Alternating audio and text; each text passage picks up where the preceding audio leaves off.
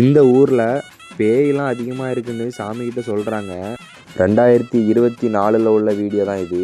இந்த வீடியோவை கடைசி வரைக்கும் பாருங்கள். ரொம்ப அதிர்ச்சியான தகவல். அதாவது பொதுமக்கள்கிட்ட யார்கிட்ட பயமாயிடுச்சு. அவன் போயிட்டான். அடுத்த ஒரு வாங்க போனா அவன் எனக்கு இப்போ வரது அடிப்படை 15 கடை காப்பாட்டுக்கு 20 வருஷம் பூஜை பண்ணி நடந்தவன். 2024 சொன்ன மாதிரி இந்த வருஷம் எல்லாம் கரெக்டாக அதே மாதிரி நடந்திருக்கு.